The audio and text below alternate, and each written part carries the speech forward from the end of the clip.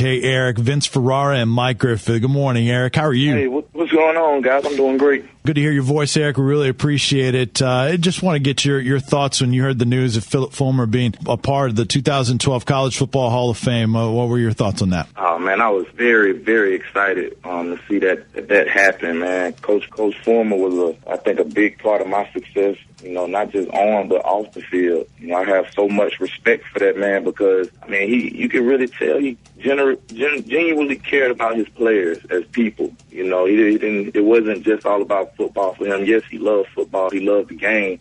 But at the same time, I think he loved his players a little bit more than that, and I can really appreciate having a coach like that and being able to say that I played for someone of his caliber.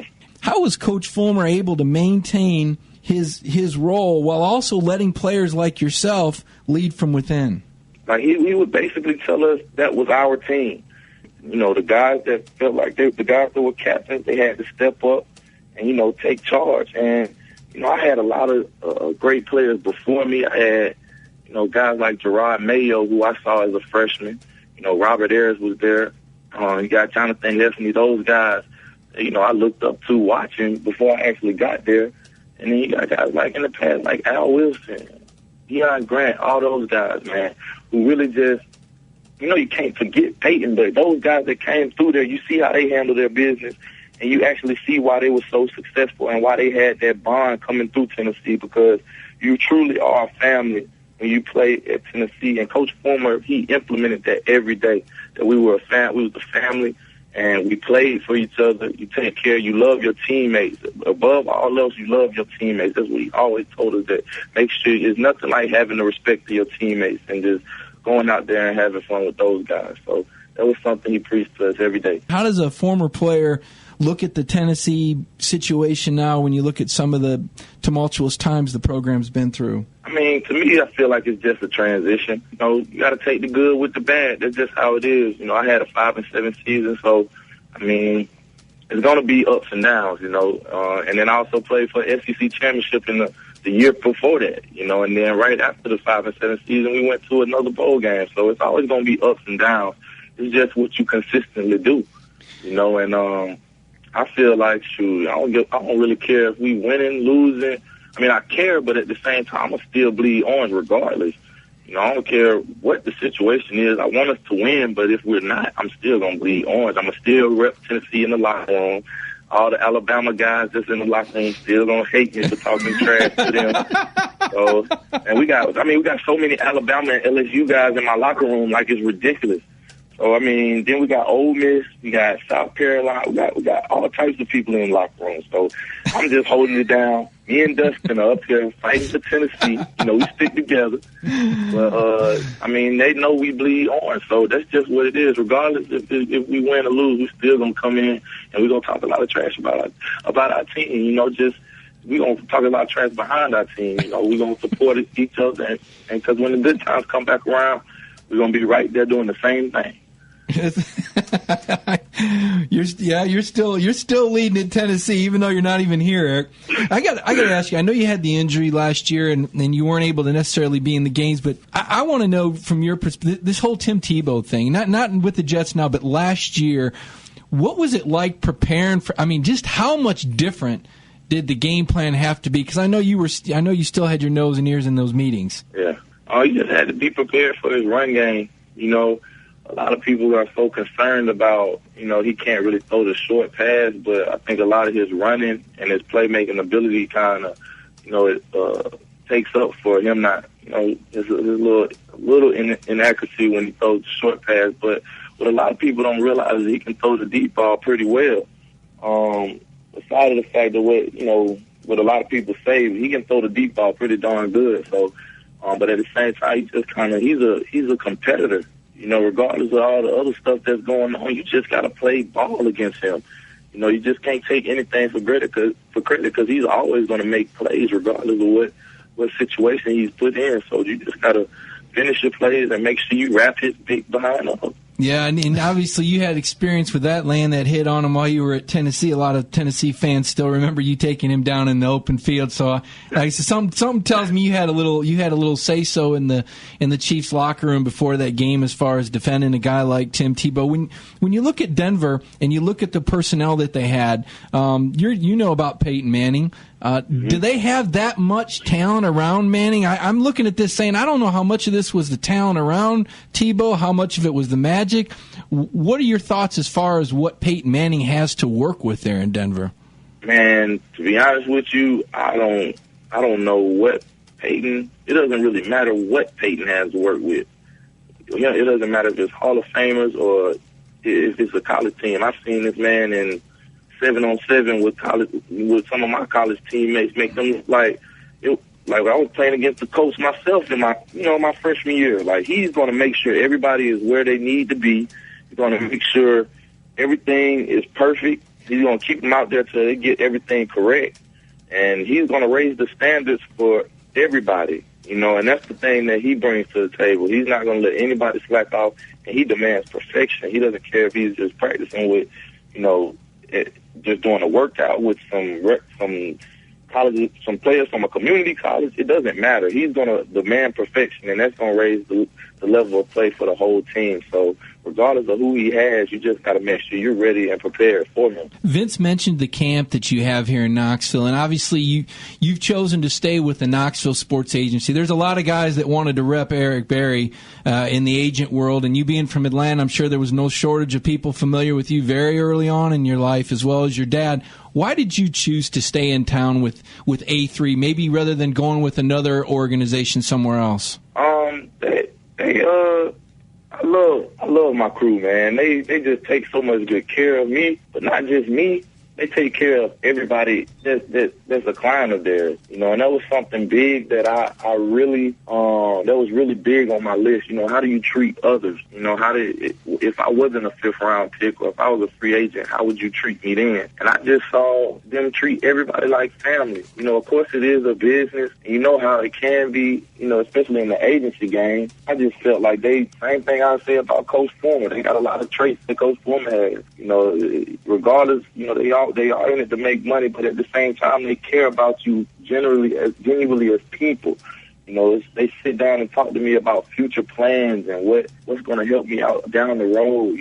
Stuff after football. They helped. There was a big part of helping me start my foundation. That was the only agency that came to me and came with a detailed plan on how they was going to start my foundation. Yeah, we got the contract stuff. That's what we do all the time. I know how to handle that, but this is what we're going to do for your foundation. They step outside the box. They love to give back. I just feel like they got a lot of characteristics that I look for, as not only as in a company, but as a friend or a person, a lot of the traits they have is just very good. Joined by former Vol great Eric Berry, safety of the Kansas City Chiefs. And you can go to ericberryfoundation.org. Also, you can go to Eric's website. It's eb29.com, and you can get more information on Eric Berry Iron Sharpens Iron camps with D1 training facilities, and you can go to d1sportstraining.com to get more information on that. Eric, talk about the camp. Saturday, June 2nd here in Knoxville. There's a morning session for ages 15 to 18, and then an afternoon session as well. Talk about that camp here in Knoxville coming up at D1. Oh man, the first one we had was last year, and it was awesome, man. And I had a lot of fun. The staff at D1, they helped a lot, and just taught the kids the basics, and that's what it's all about, I feel like. Just basically getting out there and teaching the kids the fundamentals. Something else Coach Fulmer is very big on is the fundamentals. Yeah, you got all these playing schemes, you got everything, all these game plans and stuff like that, but it all gets down to good technique, good fundamentals. And that's something that I want to make sure I give back. Not just that, but, I want to be in Knoxville, be back where I played college ball, a place where I feel like the city gave me so much love and support. I just want to come back and do the same thing for the kids that that's there now. And Eric, you stopped by our broadcast location. We were out there broadcasting live at D1 last year. I don't know if you remember that, but yeah, we got a chance to see you while you were working with the kids, and it was super impressive. A guy of your stature that people look up to. I know you don't view yourself that way, but to look kids in the eye, to give them the coaching, even though you're modest, that can really make a great, long-lasting impression on those kids. Yeah, the biggest thing I want to show these kids is it's possible, and I want to show them I'm a regular kid, a regular guy just like them. I was a kid like them, one that wanted to go to a big-time university and wanted to play football in the NFL, and I'm still that regular person that just happens to know how to play football and work hard. That's all it really is. So I want them to be able to see me, hear my voice, talk to them in person, so they can get a feel for me and say, oh, yeah, I met Eric Berry, but he's a cool guy. He's a regular guy, Maybe I really can't. All I got to do is just work hard and stay focused and make sure I get good grades, and I can do whatever I want to do. And follow him on Twitter, too. Stuntman1429 as well on Twitter. And, Eric, how are you feeling? Because I know there's the OTAs coming up, but you've been working out already. How are you feeling health-wise? Oh, man, I'm feeling great. Better than I ever felt. I've been working hard, having a lot of fun. It's been great to be back on, working out with my teammates and, just in that atmosphere and being able to do a lot of running around and just having fun with those guys. I really love this game, and I'm excited to be back out there. Well, Eric, you play it with a passion, and one of the things I got to ask you about, because I'm watching the game change before my eyes with a lot of these rules that are being implemented, and I understand the concern with head injuries, and I know that's probably a sore subject because it seems like it's the defensive backs now that are being put in a really, I think, dangerous position, because you have to think twice about how you hit and when you hit and somehow anticipate when the receiver's going to jump and where he's going to come down.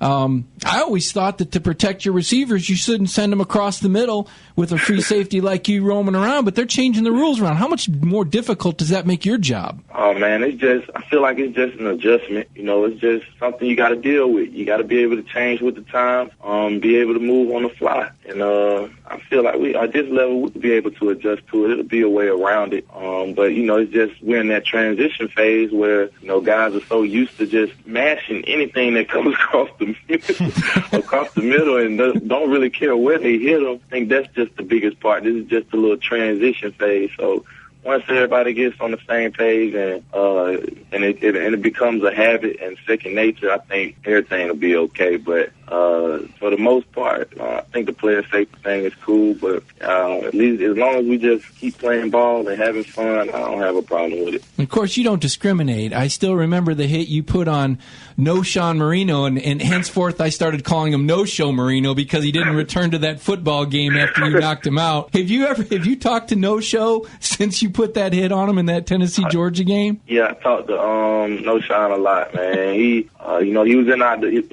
division, and then at the same time, right after my surgery, he came down there and got surgery in Pensacola. So I got to talk to him and his mom, and it seemed like he was doing pretty well. He always messes with me about that hit, but everything's cool. Something tells me he knows where you're at before every play when you play the Broncos. Yeah. Eric Berry will be in town, and you can see Eric Berry and get some of his training and insights. The Eric Berry Iron Sharpens Iron Camps at D1 Training Facility, Saturday, June 2nd. There's 2 sessions, a morning session, the skills camp for ages 15 to 18, limited to 40 kids. So you want to make sure you get signed up before those slots are taken up. Morning session will have some tremendous intensive training with Eric. $100 to the general public, $75 for D1 members. In the afternoon session, ages 7 to 14, it's $50 for the general public, $25 for D1 members. You get information at ericberryfoundation.org, also d1sportstraining.com, and you can find Eric Berry on the web at eb29.com, Stuntman1429 on Twitter as well. Did I miss anything, Eric? Any other ways for people to follow you? I think you got everything, along with the 1,200 websites you put out there. That's right.